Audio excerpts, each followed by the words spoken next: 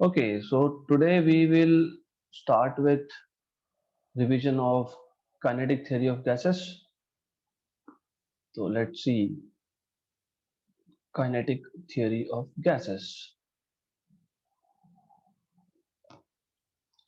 तो ये kinetic theory of gases chapter जो है इसमें kinetic theory के कुछ assumptions होते हैं that I am not going to discuss here because we have a very small amount of time for revision. तो assumptions you should know. मैं आपको थोड़े दिन में बता देता हूँ. Few assumptions are like you have large number of molecules of gas. Okay, then all the molecules of gas of the same type are identical. मतलब अगर मैं दो हाइड्रोजन गैस के मॉलिक्यूल्स ले रहा हूँ तो दोनों आइडेंटिकल होंगे, मतलब दोनों का शेप साइज मास सेम होगा. They are inelastic in nature, मतलब जब इनका कोलिजन होगा वॉल ऑफ द कंटेनर के साथ, then they will not lose their kinetic energy. Then the total volume occupied by the gas is very less. मतलब क्या होता है कि जब आप गैस की बात करते हो तो maximum space is empty. Okay, so under some assumptions we study kinetic theory of gases. Okay, तो I will directly come to the point. सबसे पहले आपको क्या पता होना चाहिए? You should know what is mean velocity या फिर average velocity. I will denote this by C bar. आप बी बार भी ले सकते हो. I am comfortable using this notation. तो व्हाट इज मीन वेलोसिटी?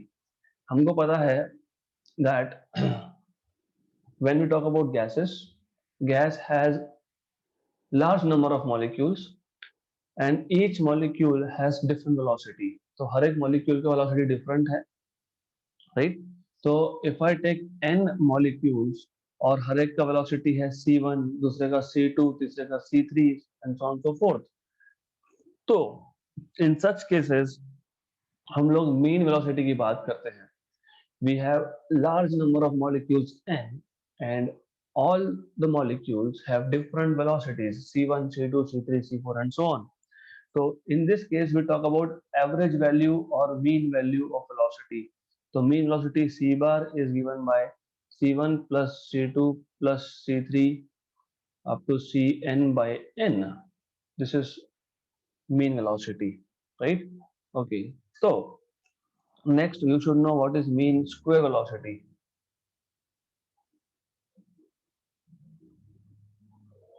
तो मीन स्क्वायर वेलोसिटी आपको मिलेगा denoted by C square mean. तो जैसे हमने मीन वेलोसिटी लिया, हमने क्या किया मीन वेलोसिटी में? वी जस्ट टुक एवरेज, हमने सिर्फ एवरेज ले लिया. वैसे मीन स्क्वायर वेलोसिटी में स्क्वायर वेलोसिटी का एवरेज होता है. मतलब what you do is C square bar is nothing but c1 square plus c2 square plus c3 square and so on.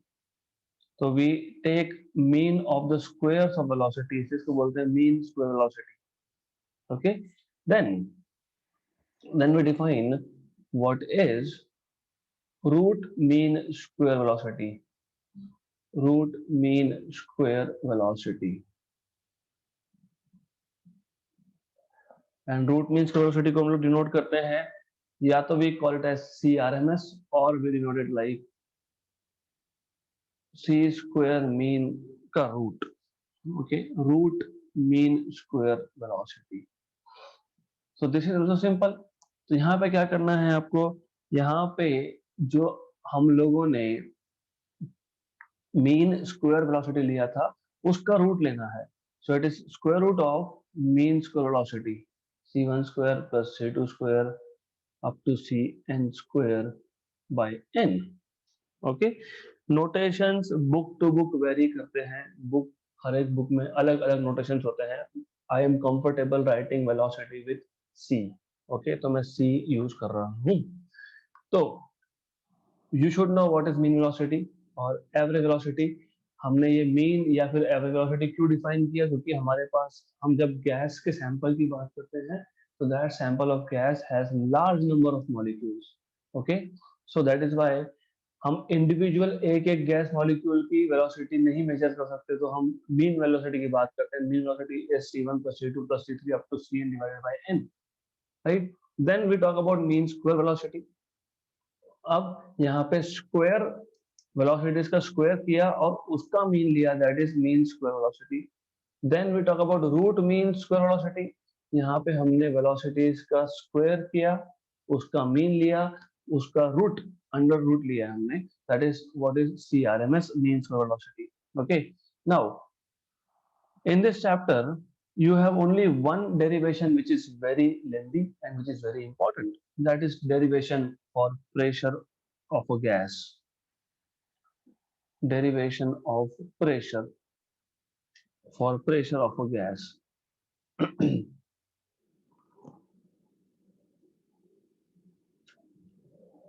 For the pressure of a gas.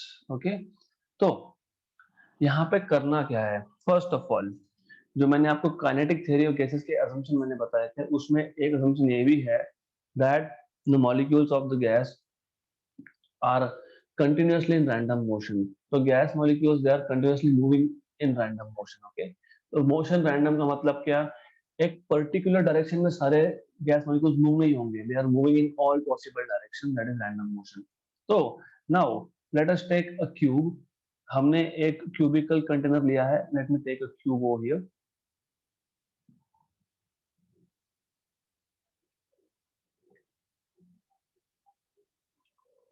Okay, so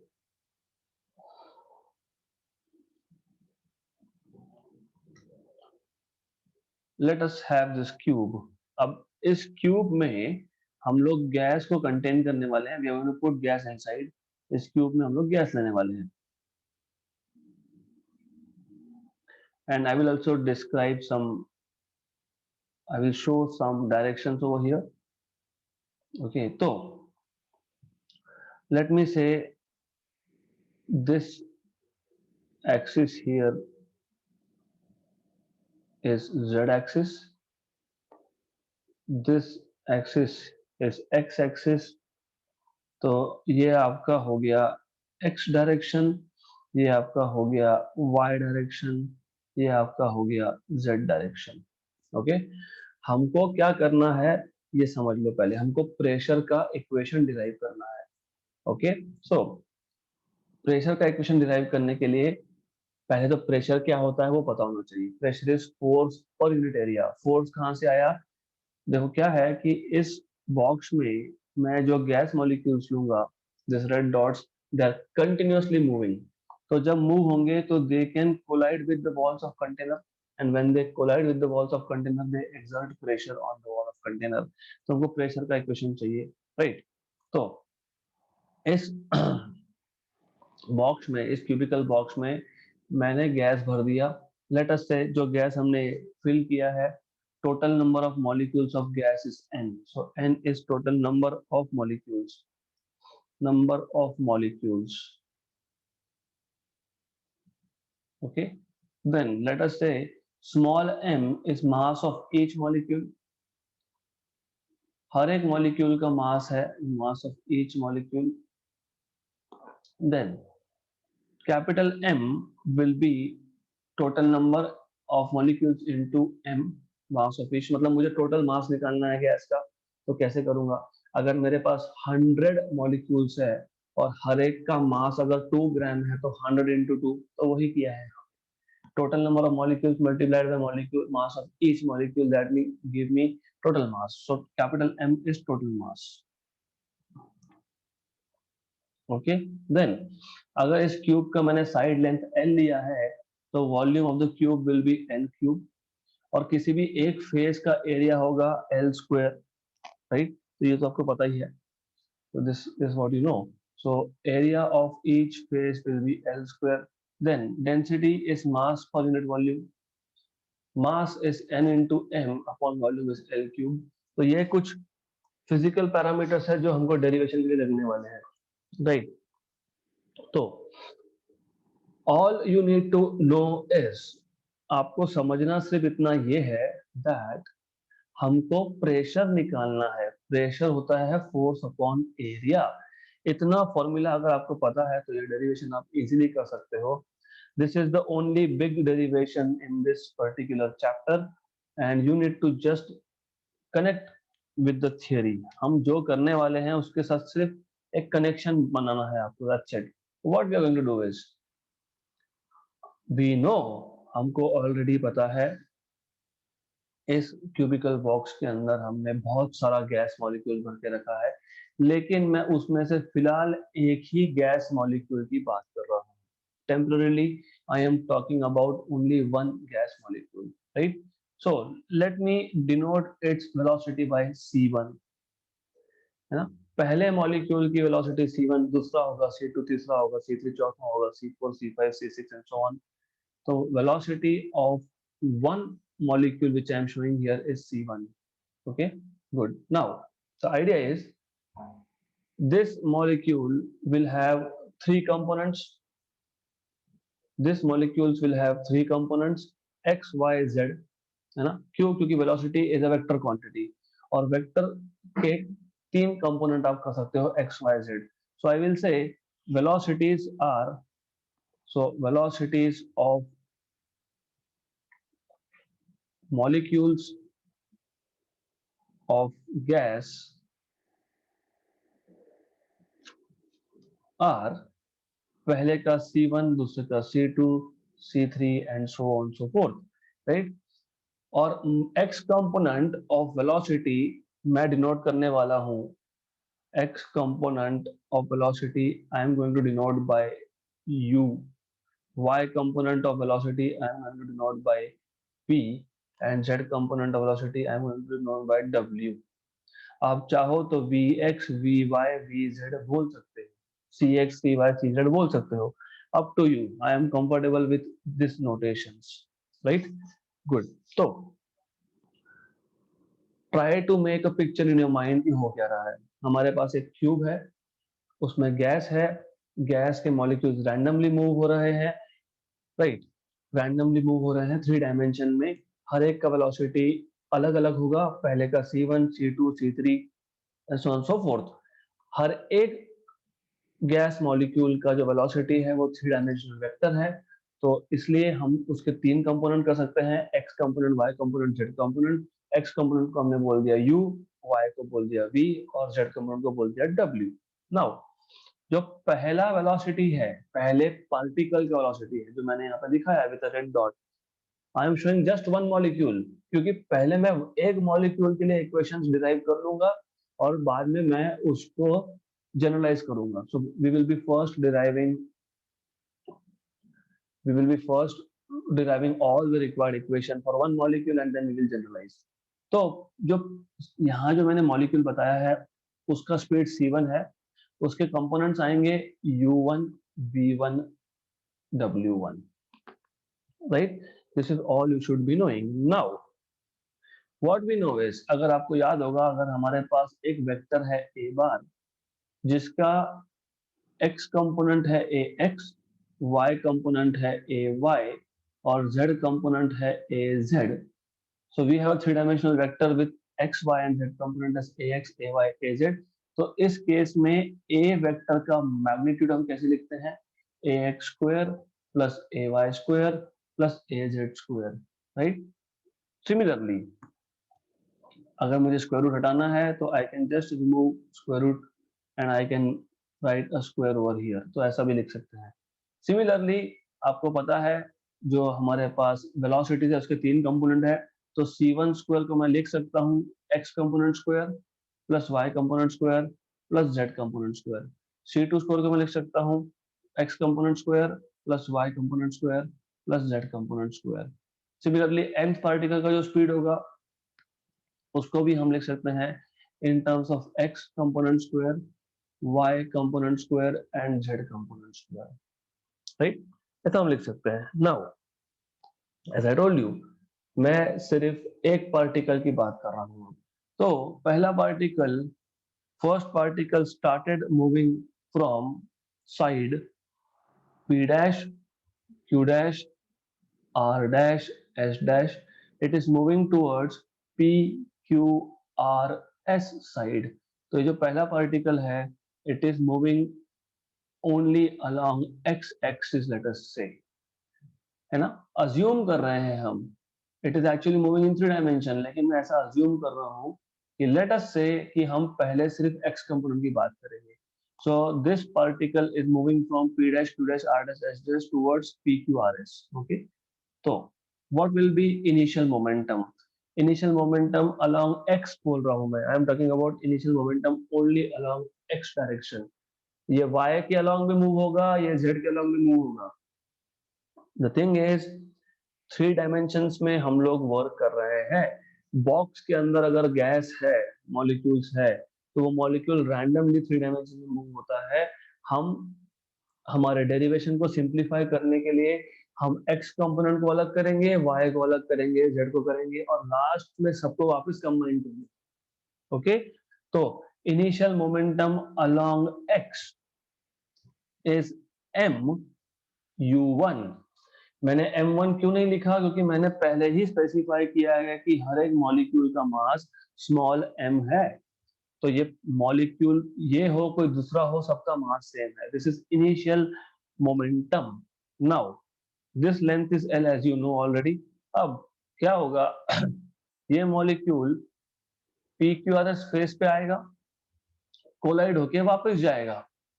तो जब collide होके वापस जाएगा तो उसका फाइनल मोमेंटम जो होगा along x, that will be minus mu1. Minus क्यों? क्योंकि now particle is moving along negative axis. Okay, that is why. तो what will be the change in momentum about x? It will be final momentum minus initial momentum. Final momentum is minus mu1 minus initial is mu1, तो minus 2 times of mu1.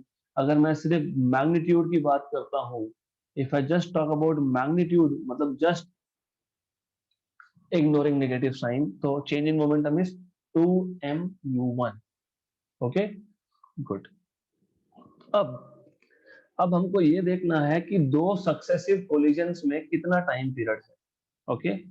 तो first of all दो successive collision में distance कितना travel किया ये देखना पड़ेगा. तो पार्टिकल स्टार्ट कहाँ से होता है?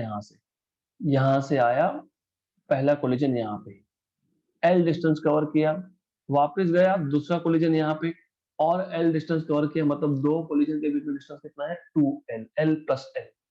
So the particle covers a distance of 2L between successive collisions.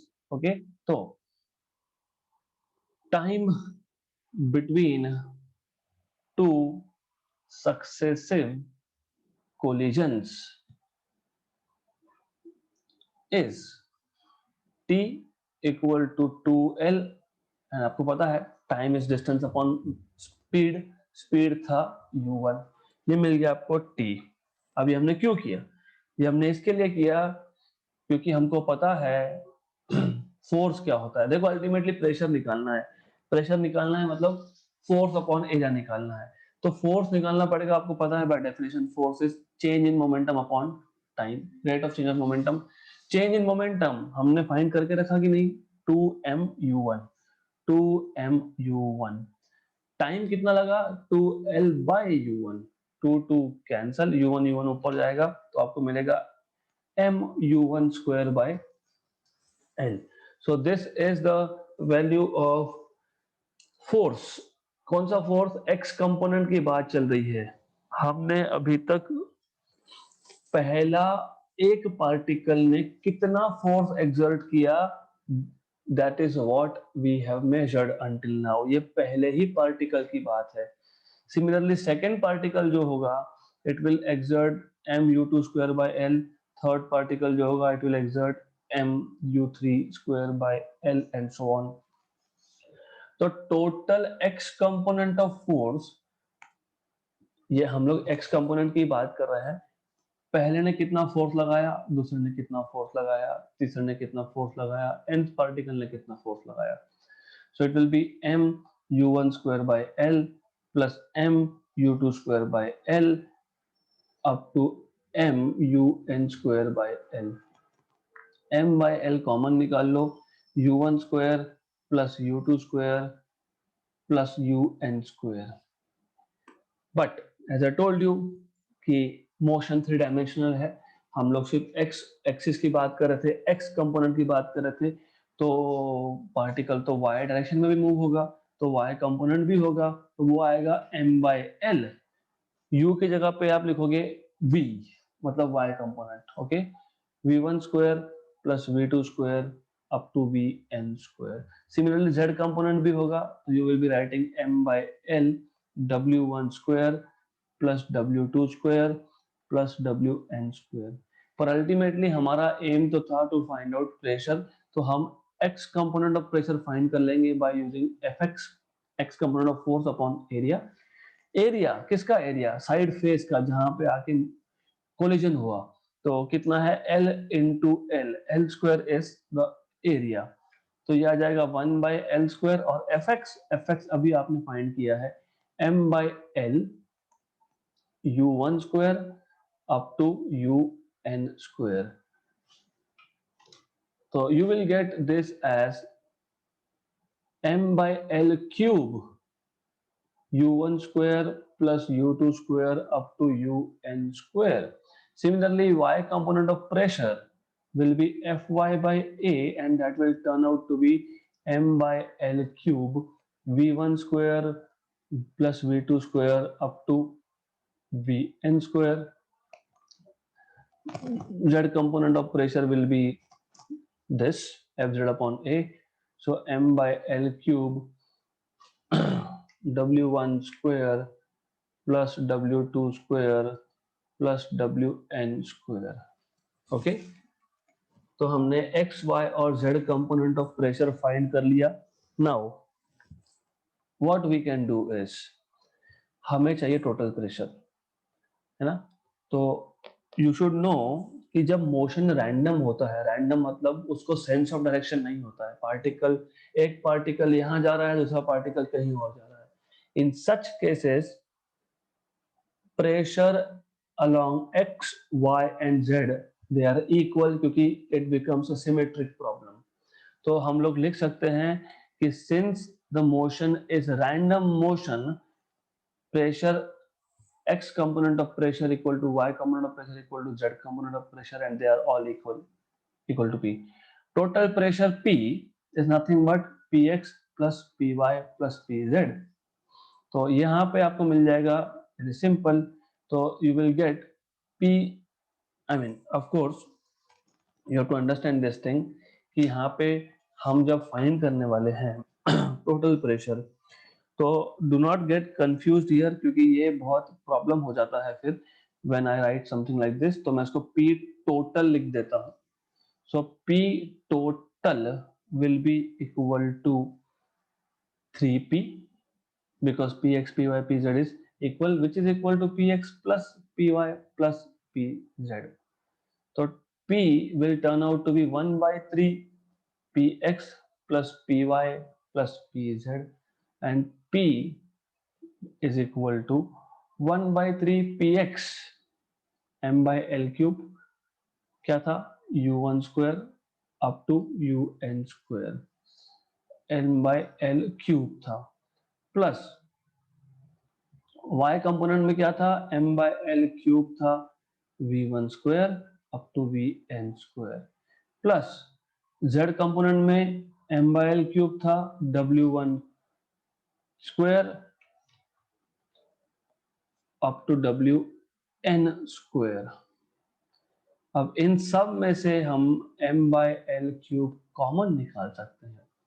तो what if I take m by l cube common, already 3 बाहर था ही, यहाँ पे m by l cube common निकाल लिया। नाउ इफ यू नोटिस, मैं इंटेंशनली एक के नीचे एक लिख रहा था, u1 square plus v1 square plus w1 square is c1 square. हमने पहले ही c1 डिफाइन करके रखा है here, okay, it is square of total velocity of first particle, okay. तो दूसरा ये आएगा c2 स्क्वायर, ये आएगा cn स्क्वायर। मैं वापस रिपीट करने वाला हूं, तो यह आएगा आपका c1 square plus c2 square up to cn square. Well by the way, आज ही अभी स्टार्टिंग हमने किया था बाय definition of CRMS, what is root mean square velocity, ये पता होना चाहिए। ये नहीं पता होगा तो क्वेश्चन सॉल्व नहीं कर पाओगे। तो CRMS is this, what I will do is, मैं स्क्वायर रूट हटाता हूँ, और इसको स्क्वायर कर देता हूँ। व्हाट आई डू इज ये n जो है मैं इसको यहाँ लिख देता हूँ। तो व्हाट वी गेट इज ये जो ब्रैकेट में टर्म है c1 square plus c2 square up to cn square, this is n times of CRMS square. तो pressure P is 1/3 m by L cube n times of CRMS square, right? But if you remember, n into m was total mass and L cube was volume. But if you remember, mass per unit volume is density. तो ये आ गया आपका pressure का equation. So these two equation gives you pressure exerted by gas. लेंदी है but easy है। मैं वापस बता देता हूँ। देखो हमको करना क्या है। अल्टीमेटली अगर आपको पता होगा कि डिराइव क्या करना है तो फिर डेरिवेशन आएगा। क्या करना था, हमको प्रेशर का इक्वेशन डिराइव करना था। इसके लिए हमने क्या किया, हमने बोला let us take a cubical box. उसमें हमने n पार्टिकल्स डाल दिए, मॉलिक्यूल्स डाल दिए गैस के। हर एक का मास है स्मॉल m, तो टोटल मास हो गया small m into capital N, क्योंकि number of molecules multiplied by mass of each molecule gives you total mass, right? Volume of this cube is L cube, area of any side is L square. अब since all this molecules are in random motion, एक particle का velocity है c1, दूसरे का है c2, तीसरे का है c3, चौथे का है c4 and so on so fourth.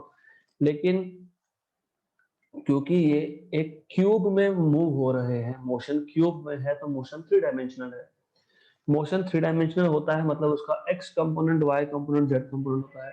तो x कंपोनेंट को मैं u से डिनोट करूंगा, y कंपोनेंट को v से और z कंपोनेंट को w से। ओके, नाउ अगर मैं एक ही पार्टिकल कंसीडर कर रहा हूं फॉर द टाइम बिंग, तो पहले पार्टिकल का कंपोनेंट्स आएंगे u1 v1 w1, दूसरे के आएंगे u2 v2 w2, तीसरे के आएंगे u3 v3 w3 and so on so fourth. फिर हमको पता है दैट अगर एक वेक्टर है उसके x y z कंपोनेंट है, तो square of that vector, square of magnitude of vector is x component square plus y component square plus z component square. तो वहां से आपको मिल गया c1 square, c2 square, cn square. Okay, अब हमको total pressure निकालना है। हमको pressure exerted by single molecule नहीं निकालना है, हमको total pressure exerted by gas निकालना है। लेकिन मैं अगर एक साथ सब मॉलिक्यूल्स की बात करूंगा तो कंफ्यूजन क्रिएट होगा। इसलिए हम क्या करते हैं, हम लोग बोलते हैं कि ठीक है, let's focus on one molecule initially. तो एक मॉलिक्यूल ले लिया मैंने, उसको बोल दिया उसका स्पीड है c1, उसका x component u1, y component v1 and z component w1। अब वो मॉलिक्यूल एक साइड से चलना स्टार्ट हुआ था, दूसरे क्यूब के अपोजिट साइड में जा रहा है, अपोजिट फेस की तरफ जा रहा है। तो वेलोसिटी u1 है, तो इनिशियल मोमेंटम होगा mu1। ओके, अब कोलिजन होगा और ये कोलिजन इलास्टिक होता है। इलास्टिक मतलब स्पीड चेंज नहीं होती, मतलब kinetic energy is not lost. जो पार्टिकल सिर्फ कोलाइड होके वापस आएगा, उसका एनर्जी जितना था उतना ही है। वॉल्स के साथ जब कोलिजन होता है तो particles of the gas do not lose their energy. तो वो कोलाइड होके वापस आया तो फाइनल मोमेंटम होगा minus mu1। Why minus mu1? क्योंकि सिर्फ वो अपोजिट डायरेक्शन में वापस आ रहा है, तो चेंज इन मोमेंटम होगा फाइनल माइनस इनिशियल। तो minus mu1 minus 2 times of mu1। मैं अगर मॉड वैल्यू देखता हूँ, मैग्नीट्यूड देखता हूँ, तो change in momentum is 2mu1। और हम लोग सिर्फ x कंपोनेंट पे फोकस कर रहे हैं। तो पहले तो हमने क्या किया, n मॉलिक्यूल में से एक मॉलिक्यूल लिया, अब उस एक मॉलिक्यूल का भी सिर्फ x कंपोनेंट की बात कर रहे हैं, राइट? क्यों? क्योंकि वापस से अगर तीनों कंपोनेंट साथ में सॉल्व करने जाओगे तो इक्वेशन विल बिकम कॉम्प्लिकेटेड, तो सिंपलीफाई करने के लिए किया है, राइट? अब हमको देखना है कि दो सक्सेसिव कोलिजन में कितना डिस्टेंस ट्रेवल किया। तो पार्टिकल ने पहले कोलिजन के लिए L डिस्टेंस ट्रेवल किया था। Sorry for this, this keeps on happening, so I hope you will understand. Anyways, कहाँ था ये? This was over here. Okay, this was over here. All right. Okay, तो पहले मॉलिक्यूल ने यहाँ से चलना स्टार्ट किया था, पहला कोलिजन यहाँ पे हुआ, L डिस्टेंस ट्रेवल किया, दूसरा कोलिजन के लिए वापस L डिस्टेंस जाना पड़ा था। 2L is the distance traveled in one collision. तो time period between two collision is distance upon speed. Distance is 2L, speed is u1. तो ये मॉलिक्यूल कितना फोर्स एक्सर्ट करेगा, क्योंकि ultimately pressure is force upon area and force is dp by dt. Change in momentum is 2mu1, अभी हमने देखा, और dt ये dt है, dt is 2l by u1. इसको सॉल्व कर लो तो force exerted by first particle moving along x direction is mu1 square by l. Similarly, force exerted by second particle moving along x direction is mu2 square by l, third का mu3 square by l, so on so forth. तो total force, x component of total force is f1 plus f2 plus f3 plus f4 up to fn. so सबको add कर लिया. Similarly y component, similarly z component. सिर्फ y component में v1 v2 v3 ऐसा लिखोगे, z component में w1 w2 w3 ऐसा लिखोगे. तो जैसे आपने x कंपोनेंट ऑफ फोर्स निकाला है, वैसे x कंपोनेंट ऑफ प्रेशर निकालोगे, x कंपोनेंट ऑफ प्रेशर के बाद y कंपोनेंट ऑफ प्रेशर निकालोगे, z कंपोनेंट ऑफ प्रेशर निकालोगे. हमको पता है कि रैंडम मोशन जब होता है तो पार्टिकल का किसी भी डायरेक्शन में जाने का प्रोबेबिलिटी सेम होता है, मतलब सिमेट्रिक सिचुएशन होता है, मतलब px py pz they are all equal to p. तो total pressure will be px plus py plus pz. तो ये आ जाएगा आपका 3p equal to px plus py plus pz. तो p equal to 1/3 px plus py plus pz. px py pz की value substitute करोगे, simplify करोगे, you'll ultimately get 1/3 m by l cube c1 square plus c2 square up to cn square. But by definition, c1 square plus c2 square up to cn square is n times of crms square. Substitute करो, simplify करो, you have equation ready for pressure. Right, I hope कि यहां तक आपको समझा है. Good.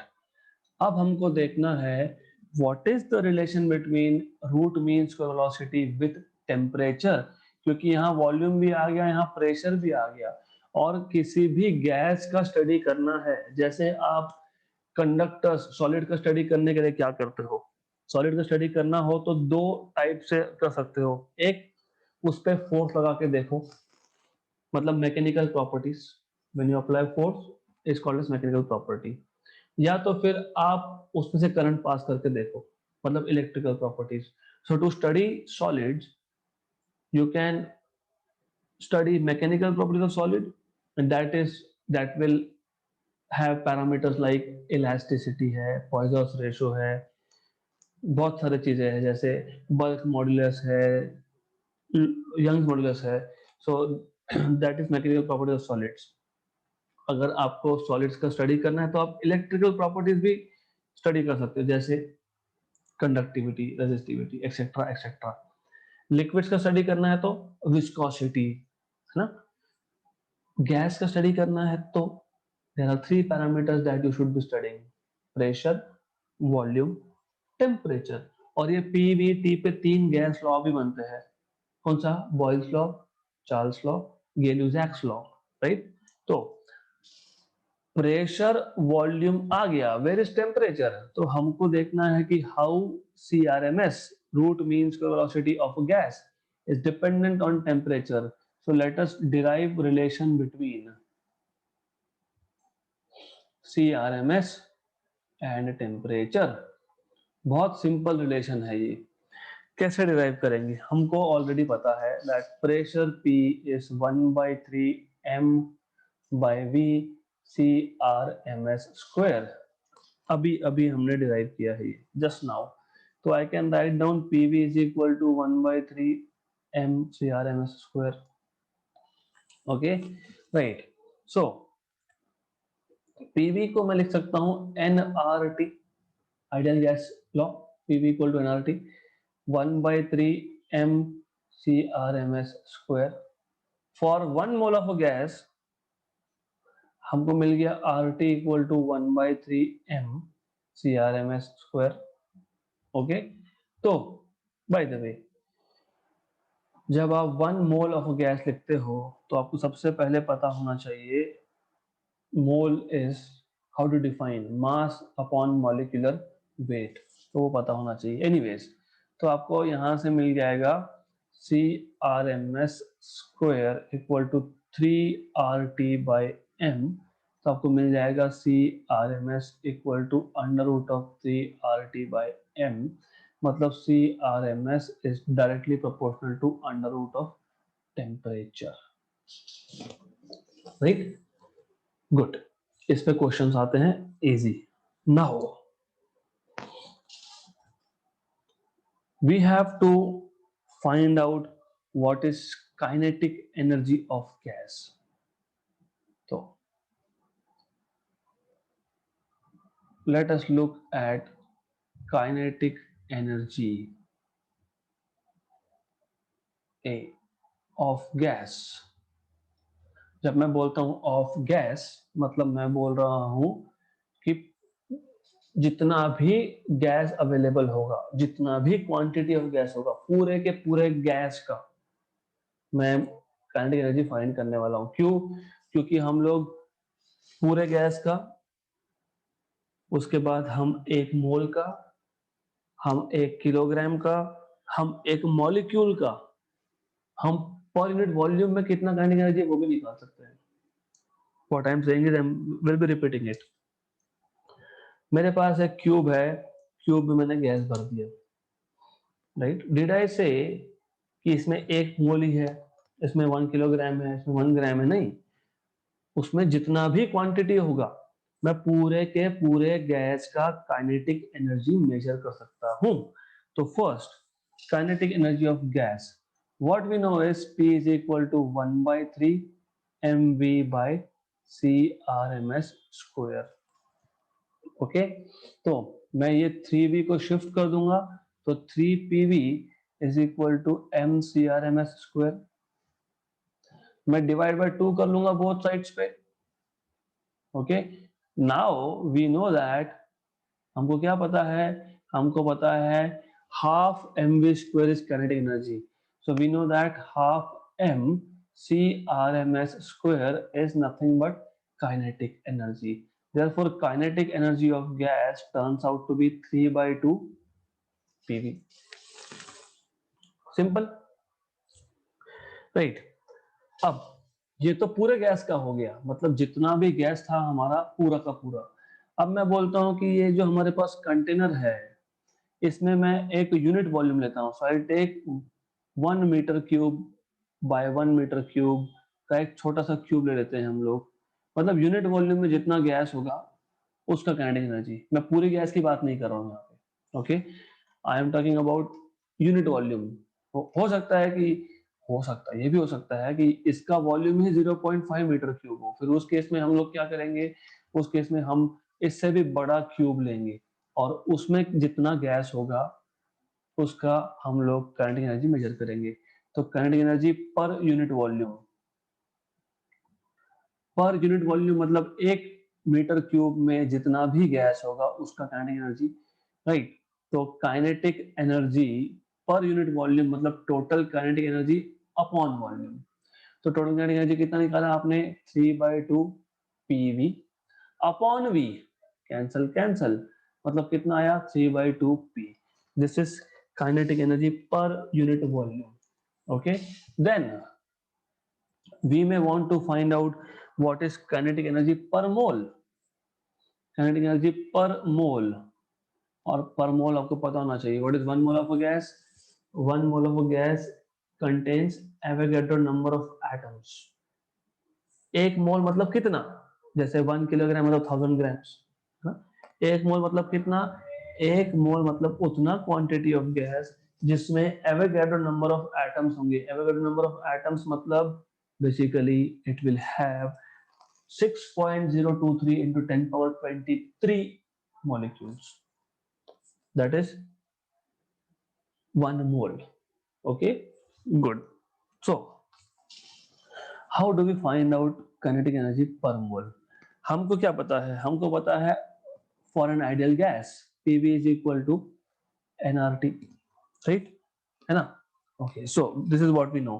हमको क्या पता है? हमको ये भी पता है कि टोटल काइनेटिक एनर्जी क्या था? टोटल काइनेटिक एनर्जी कितना था? 3/2 PV. This was total. तो मैं लिख सकता हूँ 3/2 PV की जगह पे nRT. क्लियर? हमको क्या चाहिए? पर मोल चाहिए. पर मोल मतलब डिवाइड बाय मोल, या तो n की वैल्यू 1 कर दो.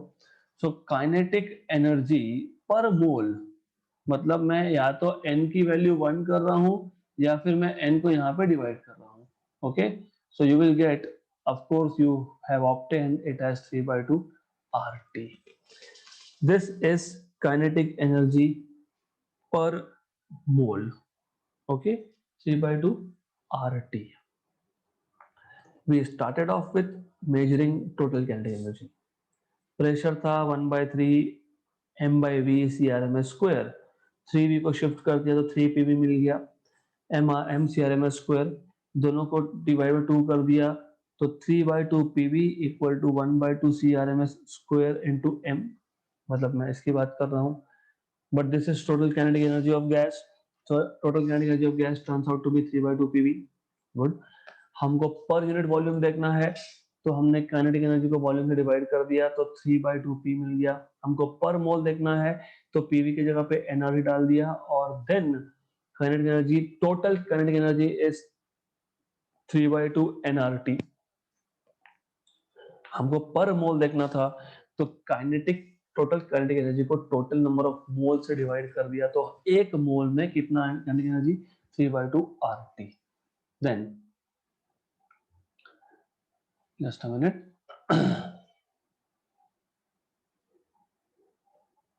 Okay, then next thing that I will need is what is kinetic energy per molecule.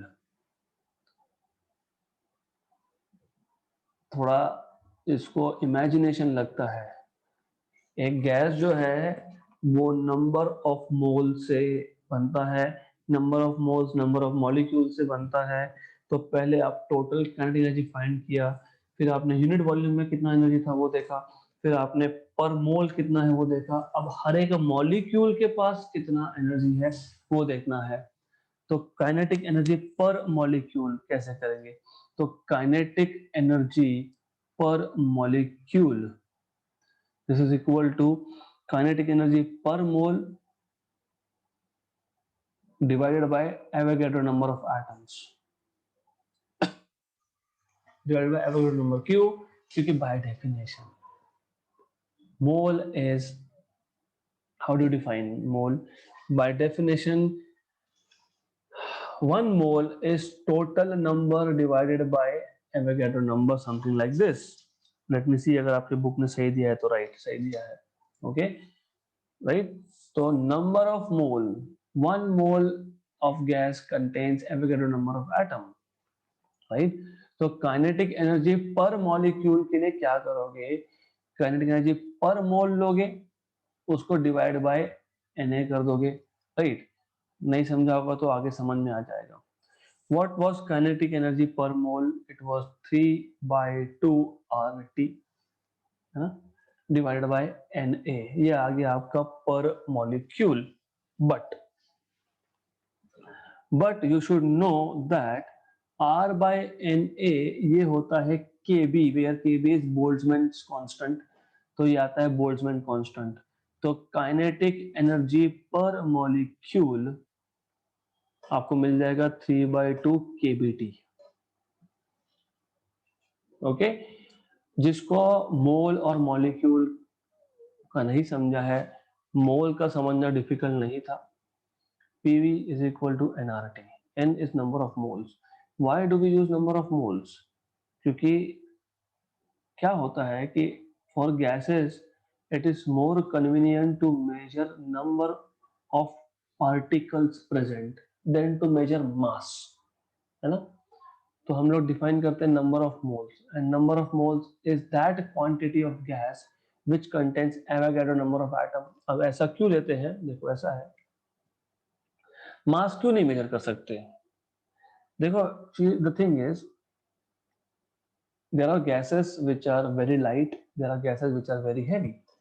मैं दो गैस लेता हूं, दोनों का 1 kg 1 kg क्वांटिटी लेता हूं, ओके, दोनों का क्वांटिटी सेम लिया है मैंने, 1 kg 1 kg। एक गैस बहुत लाइट है, मतलब उसके मॉलिक्यूल्स बहुत लाइट है, तो there will be a lot of molecules here.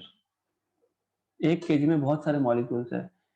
There is a gas which is very heavy, उसमें लेस नंबर ऑफ मॉलिक्यूल्स है ना?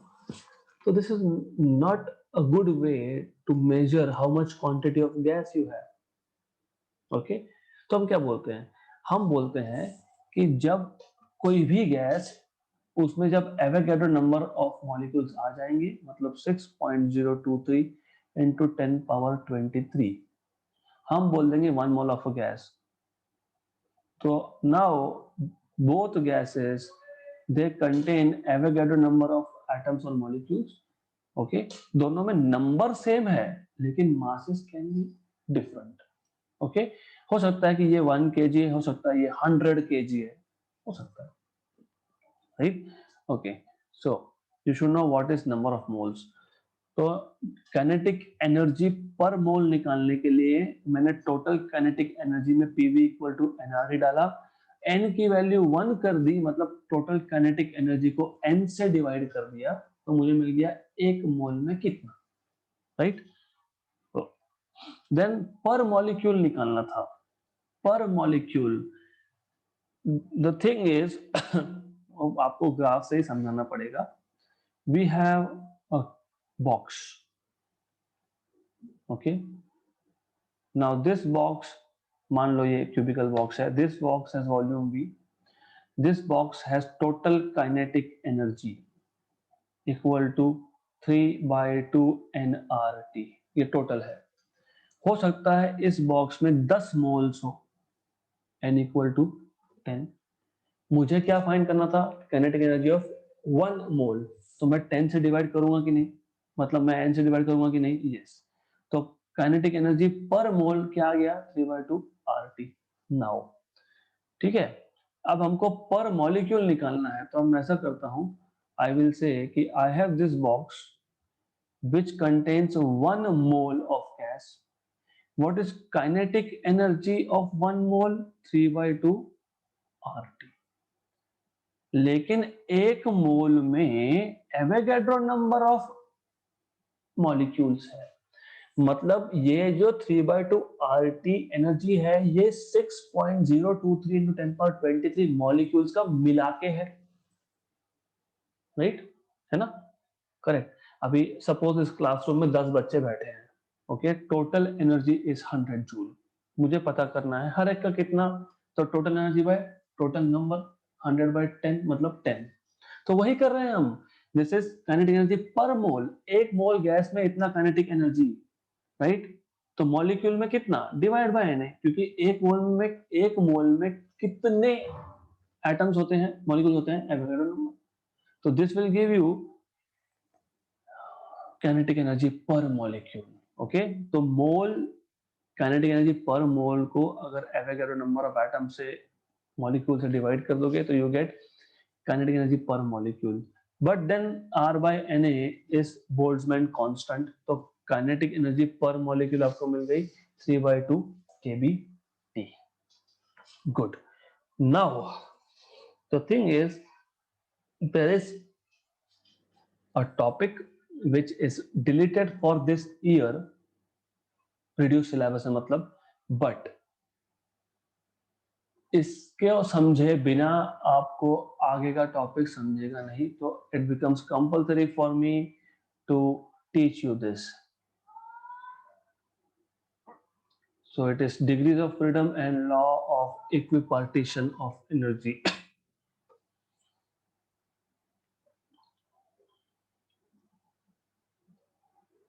सबसे पहले आज हम सिर्फ डिग्रीज ऑफ फ्रीडम क्या होता है वो समझ लेंगे। हमारे पास एक गैस मॉलिक्यूल है, मोनो एटॉमिक गैस है, व्हाट इज मोनो एटॉमिक, जिसमें एक ही एटम होगा वैसा.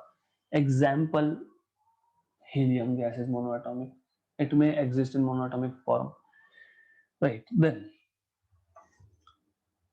if I give this energy, single atom को अगर मैंने एनर्जी तो दी तो क्या होगा?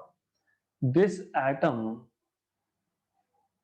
may start moving along straight line in 3 dimension. कैसे भी हो, straight line नहीं भी हो, ऐसा भी हो चलेगा, but ultimately what is happening is that इसका जो center of mass है वो शिफ्ट हुआ from one point two another point. इसको बोलते हैं ट्रांसलेशन मोशन.